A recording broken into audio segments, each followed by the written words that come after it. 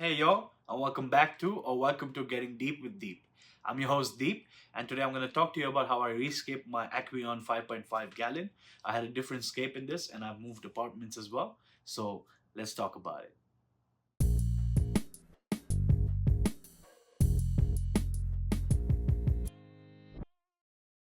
So if you watched any of my previous videos, you might notice I've moved.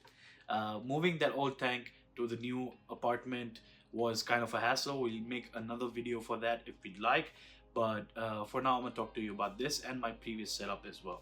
So my previous setup was doing pretty good actually in this new apartment. Not only that, but also because I got a new lid for this tank right here. It's one of those transparent lids. It's not the default one that also comes with this. It's an Aqueon 5.5 gallon, so usually it comes with a dark lid as well. But that really did well. A lot of natural light, so I changed the lighting cycle as well. I kept it to about 7 hours in a day because there's a lot of natural light coming in. And also there's a lot more moisture being trapped in, a lot more humidity, so my floating plants were doing really well as well. My duckweed was doing good too. A lot of natural environment growth. There was a lot of growth happening in that environment. The ecosystem was set, everything was going good. But then I went on a trip to Mexico for a week, and when I came back, unfortunately, I think there was a power cut. So I think the heater stopped working. So when I came back and I noticed that the next day, I think it was down to 70 degrees from 80. And I don't know if that was the case, was it less food, but I think three of my pygmy cories unfortunately had passed away. I couldn't find them anywhere. And I was like, I've been thinking about it for a while. It's been over a year since the previous setup had been in a great ecosystem, but I think it was time for a change. So I was like, all right, maybe let's do a change. So it started with me wanting to get more pygmy cories for my tank, and I was looking whether I have to go in person, can I get it delivered? And then I found a place. I'm in Scarborough right now, right? So I found a place close by called Shrimp Fever, and they do same day deliveries in Toronto, in GTA, for the livestock, permitted the weather is good, and most of the other stuff. So I looked at it and I'm like, why not restart and rescape my whole tank instead? So I looked it up. I looked for what I want to get. I got some plants. I got some rock. I got some wood. It's kind of like spider wood. I have the whole list. I'll show you that in the coming steps. But yeah, that ignited me wanting to start it. I ordered all the stuff, and then that's how we started. Then came the style and a whole new fresh start. What can I do different from the previous tank, and all sorts of questions. But I've been watching MD Fish tanks for quite a while now. I mentioned this in my previous videos as well. And I watched a lot of his stuff. Nowadays are more hardscape focused, sand based substrates quite a bit, and simple plants, but a good amount of plants. So I looked at that and I took inspiration from that, which also influenced my buying stage, right? So because I kind of knew what I wanted, when I was buying, I looked at the kind of wood that I would probably want, the kind of stones that I would want. I have a list here which I'm going to grab and tell you exactly what I got. But that was the plan.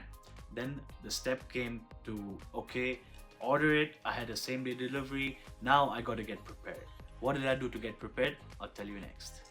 Now I had about 7 chili rasboras, 1 pygmy cory, unfortunately only one, and I don't know how many shrimps. Finally, the breeding had started in that tank, and they were all breeding well, so I had a lot of shrimp. Right now I had to get rid of everything.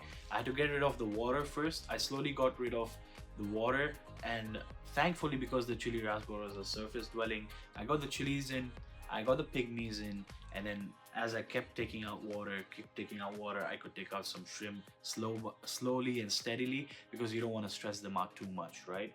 Now, unfortunately, I took the water out quite a bit. As you can see in some of the videos, I took it out quite a bit, and I still had to take out shrimp till the end in the soil even, right? Now, I emptied out the water totally. What I wanted to do with that though is I didn't want to take out all of that soil that was there in the tank. I wanted to leave some of it, a thin layer, probably a meter I guess, layer of that soil and all of that, because it has all the beneficial bacteria, all the good nutrients, that because the soil was already doing good. Only problem is I had algae in that previous tank too, which was starting to be a major problem. So I still left a layer because I was going to cap it off with a bit more of my fluval stratum. I had some more left, so I capped it off with some of that aqua soil, and I ordered the sand, so I had added more sand as well. That was the substrate.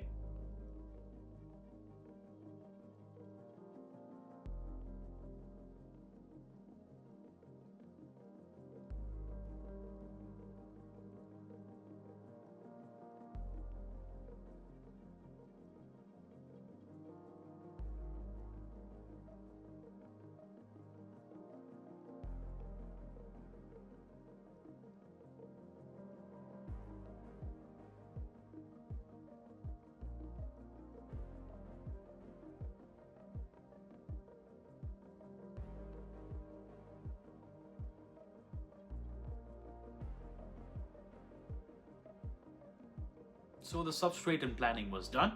The delivery was finally here. I have a list of what I received, but we'll get into that one by one. What's next? So when you get Hardscape, it is advised, because most of the time, if you're not gluing your stuff to your Hardscape, it is advised that you boil your wood, especially to get rid of the tannins, the dirt, and just generally so that they sink. Especially with choya wood, you would preferably boil it, because choya wood does not really sink, and I've had that previous experience, right? But because I had the other wood as well, I'm like, might as well, I don't know if it's gonna sink or not. So I boiled the wood. While I did that, I also planned out my hardscaping.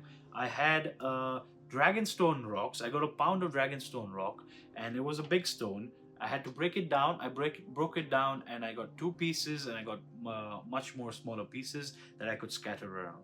Right, so I got those two pieces. I put them in the tank, and I said I also want to make this bird's nest wood, which looks like a tree. How can I put that in? I like the idea of bonsai trees and stuff like that, so it was a reference. Of course, nothing close to that, but I'm like, okay, maybe I can keep that as a focal point. Now the problem was, because if I kept it straight up as a focal point in the center, the lid wouldn't be closing, and I have cats, which would not be a good thing. So I said, okay, let me put it on the side. And I have a thing for golden ratio, 3/4 of this thing, it's nice. So I said, okay, let's work on that. I was happy with that. I said, okay, what do we do next? Now I have plants. I had Monte Carlo. I got Tropica plants in Tropica cups. As you can see, we have Monte Carlo, we have S. repens, Sturgeon repens, and then we have Bucephalandra needleleaf. I had these three, and also I got stem plants, Rotala blood red. Rotala blood red. That's what I got. These are the plants that I decided to go with it. I had nice foreground Monte Carlo, which would cover up the whole base and give a nice grass-like feel.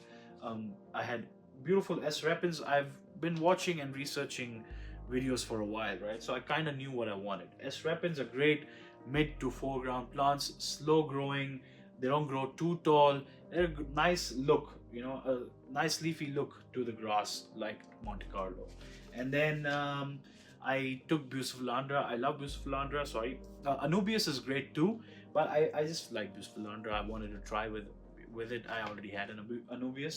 Also, I did have an Anubias from the previous tank. It was pretty big. It was a lot of algae and stuff. So what I decided to do was I cut off part of the node where I felt like I could clean out most of the stuff. So I cut that off. I took part of the, I think, dragonstone, that was, yeah, a piece of dragonstone, glued it on, and I put it there.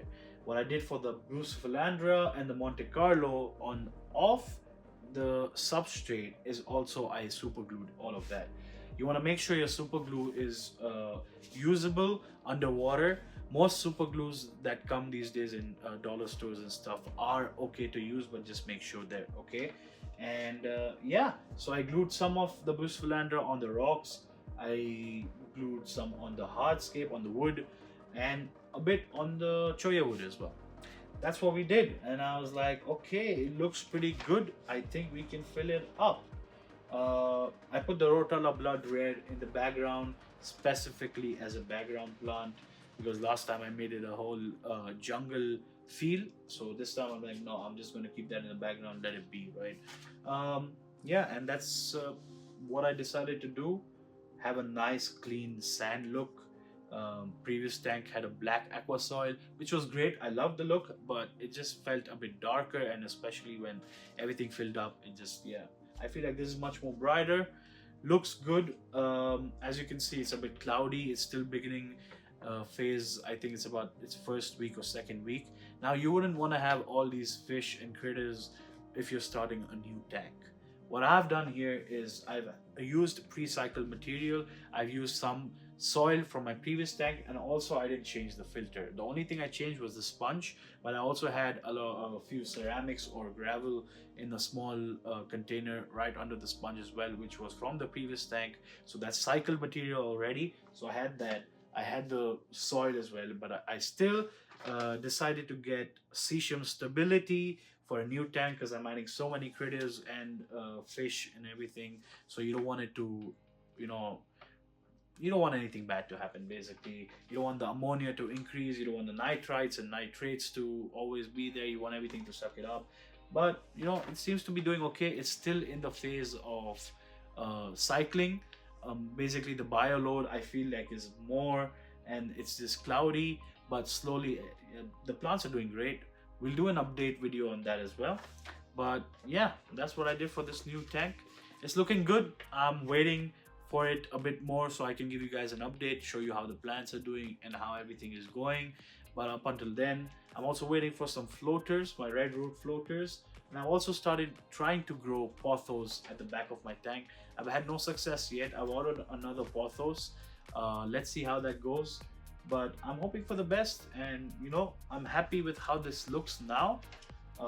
Previous one I was happy too, but this is more of what I imagined and it worked out. You know what I mean? The previous one I imagined it somewhat, and what turned out was great, but it wasn't exactly what I imagined.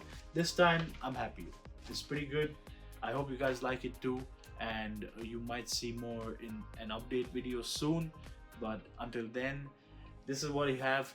Any questions, anything, I'm there in the comment section ready to answer. But if you enjoyed, please hit a like, do subscribe, and leave a comment if anything, any comments, any questions. I'm right there. Thank you for watching, and I'll see you in the next one.